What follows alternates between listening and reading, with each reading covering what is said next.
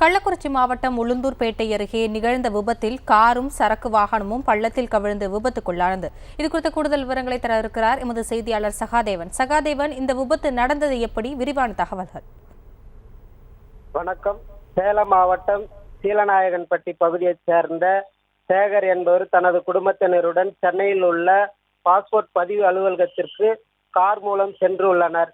அப்பொழுது கள்ளக்குறிச்சி மாவட்டம் உளுந்தூர்பேட்டை அருகே எலவனாசுக்கோட்டை புறவழிச்சாலையில் வரும்பொழுது முன்னால் சென்ற டாடா ஏசி வாகனத்தை முந்தி செல்ல முயன்ற போது அந்த வாகனத்தின் மீது கார் உரசியதால் நிலை தடுமாறி கார் மற்றும் டாடா ஏசி வாகனம் அங்குள்ள சாலையோர பள்ளத்தில் தலைக்குப்புறாக கவிழ்ந்துள்ளது. இதில் காரில் மற்றும் டாடா ஏசியில் பயணம் செய்த 2 குழந்தைகள் உட்பட 6 பேர் படுகாயம் ஏற்பட்டனர். அப்பொழுது அலுவலக வளர்ச்சி பணிகளை குறித்து ஆய்வு மேற்கொள்ள அவ்வழியாக வந்த கள்ளக்குறிச்சி மாவட்ட ஆட்சியர் ஷர்வன்குமார் ஜடாவுத் தனது காரை நிறுத்திவிட்டு விபத்துக்குள்ளான இடத்தில் நேரில் சென்று விபத்து சிக்கி காயமடைந்தவர்களை 108 ஆம்புலன்ஸ் மூலம் உளுந்தூர்பேட்டை அரசு மருத்துவமனைக்கு அனுப்பி வைக்க உதவினர்.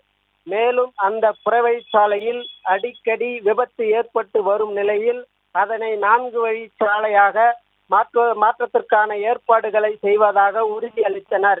டாடா ஏசி வாகனம் மற்றும் கார் 2 வாகனங்களும் சாலையோர பள்ளத்தில் கவிழ்ந்து விழுந்ததால் அப்பகுதியில் பெரும் பரபரப்பு ஏற்படுத்தியது.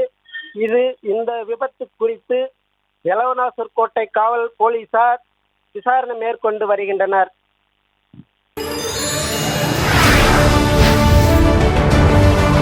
உங்களுக்கு தேவையான மேக்ஸிமம் நம்பர் ஆஃப் நியூஸ், நம்பகத்தன்மையோட, இன்டெப்தா, டீடைலா, ஸ்டன்னிங்கான விஷுவல்ஸோட இன்ஸ்டன்டா நியூஸை தெரிஞ்சுக்கணும்னா தொடர்ந்து பாருங்க நியூஸ் தமிழ் தொலைக்காட்சியை.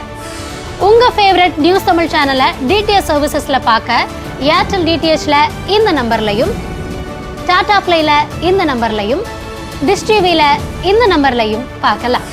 உங்கள் அபிமான நியூஸ் தமிழ் தொலைக்காட்சியை தமிழ்நாடு முழுக்க இருக்க கேபிள் நெட்வொர்க்ஸ்ல பார்க்க ஸ்கிரீன்ல டிஸ்பிளே ஆகிற சேனல் நம்பர்ஸை மறக்காம நோட் பண்ணிக்கோங்க. Stay tuned and keep watching News Tamil.